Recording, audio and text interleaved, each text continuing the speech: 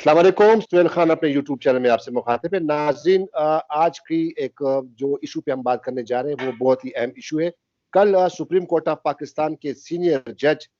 Justice काजी फैज ईसा ने एक YouTube channel पर इंटरव्यू दिया और ये इंटरव्यू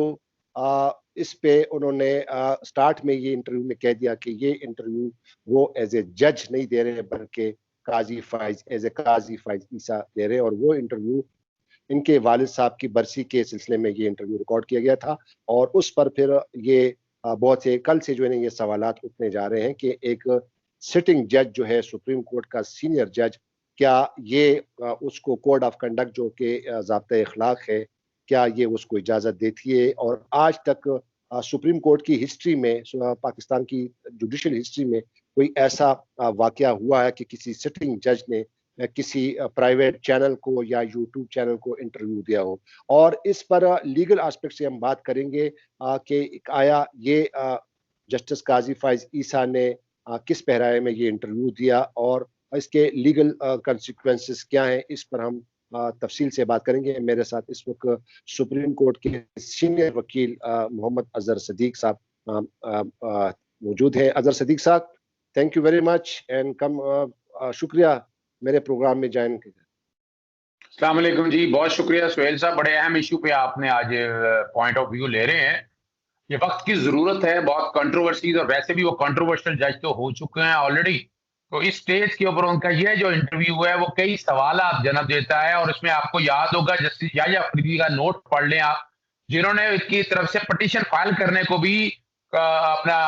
मिसकंडक्ट के जुमरे में लेके गए थे, वो कर नहीं सकते हैं। और खास तौर पर जो ये जो इंटरव्यू है, यार ये बड़ा सस्पेंस क्रिएट किया गया, आप हैरान रह गए होंगे। लेकिन मैं हैरान हूं कि जस्टिस काजी फैज ईसा डिफेंसिव क्यों हो गए इंटरव्यू देते हुए कि रजिस्ट्रार के जरिए मेरे पास आया, तो क्या उनका एक्सेस नहीं है? क्या वो टेलीफोन कॉल चेक नहीं हो जानी चाहिए? कोई मोबाइल फोन या डाटा इनका आपस में रब्ता नहीं है? असतूर ले लें या और जर्नलिस्ट ले लें, उनका जस्टिस काजी फैज से कोई राब्ता नहीं है? यकीनन राब्ता है, तो इंसान को सच बोलना चाहिए। और वहां पर मेरा जहां तक ख्याल है, ऐसे किसी इंटरव्यू से पहले कुरान मजीद वगैरह पे हलफ भी लेना चाहिए कि मैं जो कुछ कहूंगा सच के सच कहूंगा, सच के सिवा कुछ नहीं कहूंगा। जो जो आप बाकायदा जब शहादत ले रहे होते हो उसमें ले रहे, तो यहाँ भी देना जरूरी था। पता है, ये लग रहा है कि ये बड़ी एक प्लानिंग के साथ ये सारा मैच किया। और अगर इंटरव्यू करना था,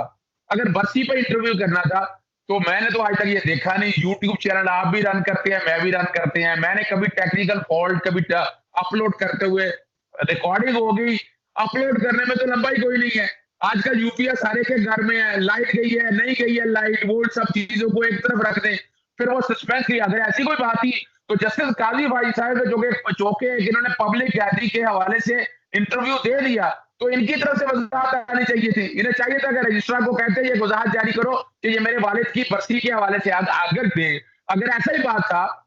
तो इनकी बेगम आम आती रहती है ना, सही इनके अपने भाई जो है गालबन मेरे इत्तला के मुताबिक सिविल सर्वेंट या कोई नौकरियों पे करते हैं, तो ये उनकी तरफ से आ जाना चाहिए था। ऐसा क्या मौजूद था कि जनाब इनका और सस्पेंस क्रिएट करके, और अगली बात बड़ी वाज़ेह है, इनकी अपने हलफ की भी खिलाफ वर्जी है। अपना एक तो होता है ना ऑफ एंड में आप मुझे फोन करते हैं कि 15 मिनट में मैं यूट्यूब पे ले रहा हूं, तो मैं कहता हूँ मसला कोई नहीं है। तो ये बैठकर उनके आसपास जो किताबें रखी हुई थी, अगर सारी चीजें देखें तो नजर आ रहा था। अब और खास तौर पर कि जस्टिस शौकत सिद्दीकी का जब ये केस सुप्रीम कोर्ट में चल रहा है, और ये इस कॉन्टेक्स्ट में इस स्टेज के ऊपर उन्होंने अवॉइड करना चाहिए था। और वैसे भी उन्होंने, मैं वादे तौर पर कह रहा हूं कि उन्होंने कोड ऑफ कंडक्ट की, जजिस का जो कोड ऑफ कंडक्ट है उसके आर्टिकल 5 और 11 की खिलाफ वर्जी की है। यानी उन्हें इस तरह की और कंट्रोवर्सी इस तरह कि जो उनके वाले साहब हैं उनकी शख्सियत के बारे में बहुत कंट्रोवर्सीज हैं, और बड़ी क्लियरली कंट्रोवर्सीज है। कंट्रोवर्सी का बाप उन्होंने खुद शुरू कर दिया है कि ये अपना क्लास के हवाले से, बलूचिस्तान पाकिस्तान मिलने के हवाले से उन्होंने जिस तरह पाकिस्तान की मुखालफत की इस हवाले से, वो तो रिकॉर्ड की बातें हैं। और अगर आप रिसेंट कोई देखना चाहे इस बारे में, तो वो तफसीलात सारी किताबों से, अल्ताफ कुरैशी के किताबों को लिख के, किताबों के हवाले देकर, असदुल्ला खान जो सीनियर एंकर पर्सन है 92 में, और उन्होंने अपने प्रोग्राम में वी लॉग के अंदर बड़ी वाज़े तौर पर ये चीजें बात बता दी हैं। मैं तो ये कहूंगा ये मिसकंडक्ट में आता है। अब देखें कोई इसके ऊपर रेफरेंस लेके आता या नहीं लेके आता। अच्छा अजहर सदीक साहब,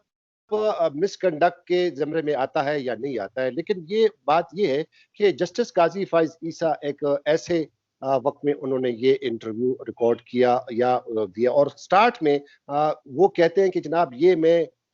एज ए जज नहीं क्या कर रहा हूं, बल्कि एक काजी फाइज मोहम्मद काजी फाइज ईसा की हैसियत से कर रहा हूं। तो अजहर सदीक साहब, ये इसमें जरा बताइएगा, आप खुद वकील है कि a judge is a judge until he resigns। तो जज होता है, वेयर एवर ही गोज, वो जहां भी जाता है वो जज ही होता है, एक सिटिंग जज हो, चाहे वो हाई कोर्ट का हो चाहे वो सुप्रीम कोर्ट का हो। तो ये कहना कि मैं ये जो रिकॉर्ड कर रहा हूं ये एज ए जज नहीं रिकॉर्ड कर रहा हूं, और इस पर मैं आपको ये बता दूं अजहर सदीक साहब कि आज तक ऐसा, जहां तक मैंने तो 20-22 साल से मैं भी सुप्रीम कोर्ट की रिपोर्टिंग कर रहा हूं, और मैं अभी तक एक तालिब इल्म हूँ सुप्रीम कोर्ट का, सुप्रीम कोर्ट की रिपोर्टिंग का मैं कोई इतना बड़ा दावा नहीं कर सकता, लेकिन जहां तक मैंने देखा है कि किसी जज ने आज तक कोई इस तरह का मतलब है प्राइवेट चैनल में, या यूट्यूब चैनल तो अब शुरू हो गए ना, 2-3 साल हो गए, वैसे तो आम हमारा नेशनल टेलीविजन था और फिर प्राइवेट टेलीविजन आ गए मीडिया में, तो किसी मीडिया पे, किसी चैनल पे, या इवन किसी अखबार में किसी जज का, सिटिंग जज का इंटरव्यू नहीं आया है। तो ये जो इस मुकाम पे जस्टिस काजी फाइज ईसा का इंटरव्यू देना और फिर ये कहना कि मैं एज ए जज नहीं दे रहा हूं, तो इस पर जरा रोशनी डालिए कि जज तो वो जज है अनटिल ही रिजाइन, जब तक वो रिजाइन नहीं करता तो वो दुनिया की नजर में जज है। अगर वो बाहर भी जाए और किससे कहे कि मैं जज नहीं हूं तो लोग तो उसको बल्कि वो तो इतना अल्लाह के फजल करम से इतने मशहूर हो गए, इतने के लोग उसके बड़े फैन भी हैं कि बड़ा जबरदस्त जज है, और उन्होंने जो जजमेंट दी है खासकर धरना वाले केस में, और बहुत पहचाने जाते हैं, और बहुत हाल ही में अभी जो उसका जो रेफरेंस था उसके दौरान उन्होंने खुद as a sail, not as a जज बल्कि एज ए साइल पेश हुए, और उनको बड़ा लेवरेज दिया गया, उनको बड़ा सुना गया, और उन्होंने एक दरखास्त भी दी थी कि मुझे इसकी लाइव ब्रॉडकास्ट खास इसको किया जाए। वो तो जजों ने खैर बात नहीं मानी, लेकिन एक मतलब एक मशहूर जज है। मैं कहने का मकसद ये कि एक तरफ तो बहुत ही अच्छे जज हैं, काबिल जज हैं और सीनियर जज हैं, तो उनका ये कहना कि मैं एज ए जज दे रहा हूँ, तो इस पे जरा रोशनी डालिएगा कि वो तो पूरी दुनिया को पता है कि ये जज है, तो इस पे कैसा, अब क्या कहेंगे आप? अच्छा, मैं तारीख के झरोखे में ले जाता हूँ, ये बाहर भी गए, कई जगह गए, जब ये रेफरेंस के कबल इन्होंने आज तक ये मीडिया पे बात नहीं करते थे। जरा मैं सवाल पूछता हूँ जस्टिस काजी फाइज ईसा से कि वहां जजेस speak through their judgements,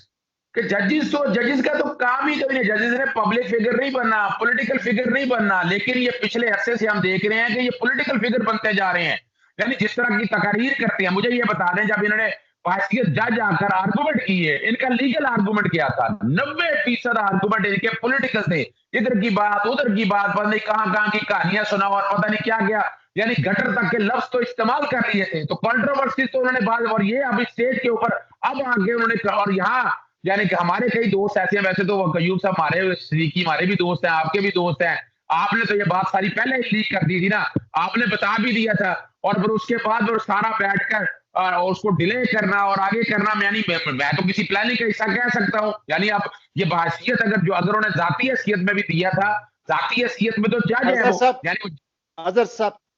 Azhar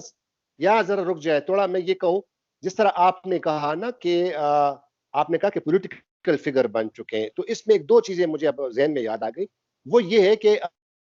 आपको याद होगा, बल्कि खबरें भी आ गई थी, मैंने खुद खबर फाइल की है, फरवरी के महीने में जस्टिस काजी फाइज ईसा का जो कि मोबाइल अकाउंट जो है वो हैक हो गया था, और उसकी वजह से बाकायदा सुप्रीम कोर्ट की तरफ से, रजिस्ट्रार की तरफ से ये बाकायदा प्रेस रिलीज जारी की गई कि जस्टिस काजी फाइज ईसा का फोन अकाउंट जो है वो हैक हो गया, लिहाजा उनकी तरफ से अगर कोई मैसेज आए, कोई फोन आए, तो उसको राइट कंसिडर ना किया जाए। मैं सवाल में जो आपके पॉइंट पे आ रहा हूं, तो उस वक्त उन्होंने फौरन ये प्रेस रिलीज जारी कर दिया। हाल ही में अजहर सदीक साहब, आपने पॉलिटिकल की बात कही, पाकिस्तान पीपल्स पार्टी, पाकिस्तान मुस्लिम लीग नून, बहुत सारी पार्टियां, इवन मौलाना फजल रहमान, सब इनकी बड़ी तारीफें कर रहे हैं जस्टिस काजी फाइज ईसा की। तो क्या जस्टिस काजी फाइज ईसा पर यह लाजिम नहीं था कि जिस तरह उन्होंने एकदम प्रेस रिलीज जारी किया कि मेरा अकाउंट हैक हो गया, तो वो क्या नहीं कह सकते कि भाई मैं एक जज हूं, मुझे इन सियासत में इन्वॉल्व ना करें आप, मेरे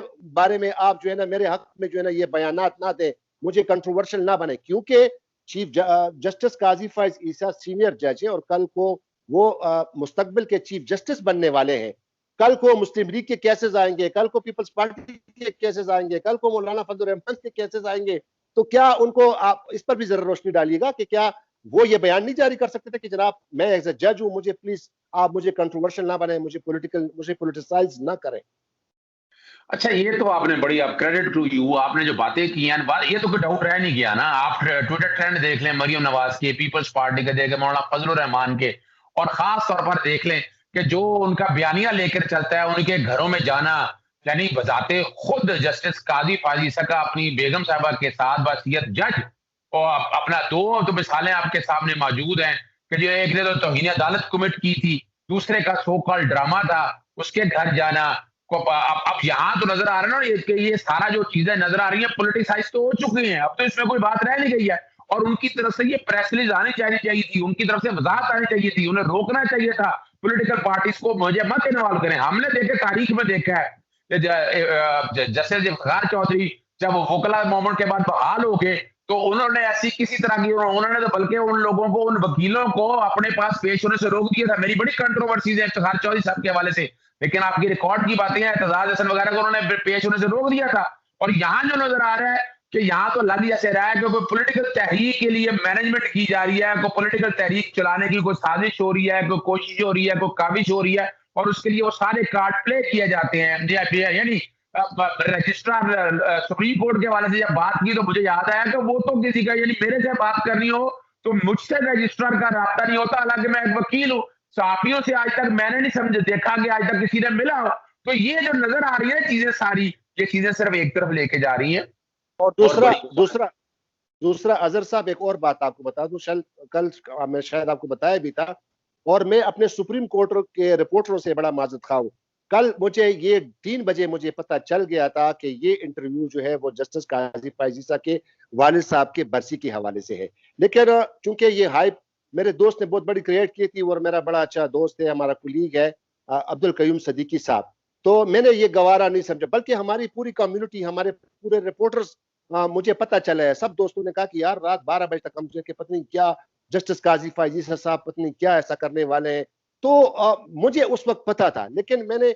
इसलिए नहीं किया कि शायद फिर मतलब चूंकि अब जस्टिस मैं कह रहा हूँ जस्टिस कयूम अब्दुल कयूम सदीकी जो हमारे बड़े अच्छे दोस्त हैं, यकीन कीजिए मैं मतलब है हाजिर नाजर खुदा को कहता हूँ कि मुझे 3 बजे पता चल गया था कि ये इंटरव्यू जो है जस्टिस काजी फैज ईसा सिर्फ अपने वालिद के बरसी के हवाले से करने जा रहे हैं। लेकिन मैंने वो इसलिए नहीं कहा, कि मैंने कहा कि चलो चूंकि अब्दुल कयूम सदीकी साहब ने जो ये सस्पेंस क्रिएट की हुई है, तो चलो उसका ये सस्पेंस ही रहने दे, चाहे उसके लिए कोई तोड़ा है कि उसको लोग इसमें इंतजार करते रहे। इसलिए मैं अपने सुप्रीम कोर्ट के दोस्तों से माजरत खा हूं, अगर मैं उनको बताता तो शायद उनकी जो बेचैनी में थोड़ा इतना ज्यादा इजाफा नहीं होता। बहरहाल दूसरी बात यह है कि अजहर सिद्दीक साहब, एक अभी आपको पता है कि जस्टिस माजूल जज जो है, जो कि बरतरफ जज है इस्लामाबाद हाई कोर्ट के, जस्टिस शौकत अजीज सिद्दीकी साहब, उनका केस सुप्रीम कोर्ट में चल रहा है, और अभी चूंकि जून में वो रिटायर हो रहे हैं, अभी उसका केस दोबारा लगना है। तो ये जो कल का जो इंटरव्यू हुआ, और जस्टिस काजी फैज ईसा साहब कह रहे हैं कि मैं एज ए बतौर जज नहीं कर रहा हूं, तो आप नहीं समझते कि हो सकता है कि कोई सीएमए दाखिल करे जस्टिस शौकत अजीज सिद्दीकी साहब कोर्ट में कि जनाब मैंने जो डिस्ट्रिक्ट बार से जो खिताब किया था, जिसकी बिना पर मुझे माजूल किया गया, वो मैंने एज ए जज नहीं कहा था। तो आप इसमें क्या समझते हैं? अच्छा, देखिए, ये बिल्कुल, ये अगर ये दरखास्त आती है तो आपको समझ आ जाएगी। यानी अगर ये दरखास्त फाइल होती है तो स्टेज के ऊपर इंटरव्यू आना, तो ये साजिश आपको क्लियर हो जाएगी कि ये बकायदा लिमिट हराम किया गया है अपने नुक्ता नजर को, अपने जो करीबी थे, जो इफ्तिखार चौधरी साहब के दौर में जो जजेस भर्ती हुए थे, और उसमें से बहुत से जजेस ऐसे हैं जो सियासी तौर पर, जिन्होंने सियासी तौर पर कोशिशें की और काविशें की और सियासी लोगों को एडवांटेज दिया। ये तो हकीकत की बात है, और ये कोई वईद नहीं है। याद रखूंगा, मुझे खुद इस बात का यानी डाउट है कि वो इस तरह की दरखास्त आएगी कि वो स्टैंड बदलेंगे कि जनाब मैंने बसीयत जज नहीं, मैंने बसीयत शौकत सिद्दीकी कॉल की। अब सवाल बड़ा सिंपल सा है कि शौकत सिद्दीकी के तौर पर जो बातें उन्होंने की हैं वो जस्टिफाई करना बड़ा मुश्किल हो जाएगा उनके लिए। लेकिन जस्टिस काजी फैज ईसा ने बतौर साइल भी और बतौर ये एक साहबजादे के तौर पर अच्छी प्रेसिडेंट सेट नहीं की है। और मैं समझता हूं कि इस सारे मामले को मिसकंडक्ट के जुमरे में देखकर, ताकि ये पैरामीटर सेट हो जाए, आइंदा तो ये पॉलिटिकल पोस्ट बन गई। आइंदा तो जिस यानी मुझे अच्छी तरह याद है सुप्रीम कोर्ट में रिमार्क्स होते थे, कोर्टों में रिमार्क्स होते हैं, वो जजों के केसों के हवाले से बात होते हैं, किसी जात के हवाले, किसी की वालद की तारीफ या इस तरह की कोई बातें हमने आज तक देखी नहीं है। मैं जस्टिस साकिब निसार साहब के दौर में भी मैं मुख्तलिफ जगहों पर जाते थे, कोई मीडिया वाला सामने आ जाता था तो उस केस के हवाले से बात होती थी। और वो मिसाल के तौर पर अगर वो अपना यूनाइटेड क्रिश्चियन हॉस्पिटल गए थे, या कोई अपना सेहत की सहूलियात के हवाले से, स्टंट वाले केस में, एजुकेशन के हवाले से कोई एक आध दफा जब मीडिया से गुफ्तगू, दूसरा जो बड़ा जिसमें क्रेडिट, जिसमें बकायदा तस्वीर लगाएगी कि जनाब वो लंदन में अपना खानों पे बकायदा मौजूद थे, तो उसमें बड़ी सिंपल सी बात है कि वो डैम फंड के हवाले से एक मूव चली थी और सुप्रीम कोर्ट के ऑर्डर से सारा कुछ चल रहा था। और सुप्रीम कोर्ट बाकायदा उस वक्त उस वाले मामले को सारी एक पेज पे होकर डैम बनाना चाहती थी, बाकायदा जजमेंट मौजूद है। तो वो यानी वो भी रेफरेंस नहीं लिया जा सकता कि आप जितना मर्जी बचना चाहें इस बात से। अब कोई इशू रह नहीं गया है इस मामले में, उन्हें खुद चाहिए। मैं समझता हूं कि अपना काजी फायज ईसा को बतौर कि वो कौन से आकर माफी मांगे इस हवाले से कि मुझे ये नहीं करना चाहिए था, ये जो बता, यानी कंट्रोवर्सी उन्होंने खुद शुरू कर दी है। अब उनकी वालिद के हवाले से बातें होगी कि हर दफा के जवाब देंगे। और उनके हवाले से असदुल्ला खान का इंटरव्यू देख ले, उन्होंने तो उखाड़ के रख दी है। उन्होंने तो उनका फायज ईसा जो काजी ईसा साहब है, उनके किरदार की तस्वीर बखेर दी है उन्होंने एक एक चीज और एक एक रेफरेंस के साथ। तो अब क्या ये नई कंट्रोवर्सी जनरेट क्यों की गई है? उन्होंने जान के जनरेट की है। मैं समझता हूं कोई जरूरत नहीं थी। कौन सा ऐसा मौका था? यानी आज से पहले कभी उन्होंने, इससे पहले अपने वालिद की इस तरह की बरसी के, चाहे बतौर वकील रहे, चाहे बतौर बलोचिस्तान हाईकोर्ट के चीफ जस्टिस रहे हो, या बतौर जज के, इस स्टेज के ऊपर, इस स्टेज के ऊपर आज ऐसी क्या खास चीज थी कि जो उन्होंने इस स्टेज के ऊपर आकर उन्होंने ये इंटरव्यू देना? ये मैं समझता हूं कि ये बिल्कुल नाजायज है, गलत हुआ है। अपने उन्होंने हल्फ की खिलाफ वर्जी की है, कोड ऑफ कंडक्ट वायलेट किया है, और उन्हें इस बारे में वजाहत देनी चाहिए। बहुत शुक्रिया अजहर सिद्दीक साहब। तो जी नाज़रीन, आज हमने एक सवाल उठाया। बेशक जस्टिस काजी फाइज ईसा सुप्रीम कोर्ट के बड़े काबिल और बड़े सीनियर जज हैं और बड़े अच्छे जज हैं। उनके जो फैसले हैं, उनके जो हाल ही में जो उसका पिछले साल जून में उसके खिलाफ रेफरेंडम स्क्वाश किया गया, लेकिन ये वो तमाम बातें हैं, ये वो तमाम सवालात हैं कि जो उठ सकते हैं, इन फ्यूचर में उठ सकते हैं, और ये एक प्रेसिडेंट बन सकता है फिर आने वाले फ्यूचर में हाई कोर्ट के जजों को और सुप्रीम कोर्ट के जजों को, कि वो अगर उनके कोई चीज हो, उनके कोई प्रोजेक्शन की कोई चीज हो, उनके वालिद की बरसी के हवाले से हो, तो और इवन अजहर साहब, इवन अगर कोई कल को अब वकील पेश होंगे उसके सामने, तो वैसे भी फिर वो कहेंगे कि जनाब वो आपका इंटरव्यू बड़ा जबरदस्त था, वो सारा, मतलब अगर कोई खुल के ना कह सके तो फिर ये होगा। तो लिहाजा अब एक बात बता दूं, मैं ही पेश हुआ, क्या बात है जी, आपके वालिद बड़े ग्रेट हैं, ये हैं, तो ये तो इन्फ्लुएंस होने की बातें हैं। यानी आपने खुद मौका दे दिया है कि अगर कोई आएगा, तो ये जज बैठे होंगे, वो अगर इस तरह की तारीफें शुरू कर देगा, तो आप फिर क्या कहेंगे? आप वहां पर बैठे जवाब देंगे या फिर वो उन्हें को रिलीफ देंगे? तो ये तो सवाल तो बड़े खतरनाक है। यानी इस बात के बाद तो कंट्रोवर्सीज खत्म नहीं होंगी, याद रखिएगा।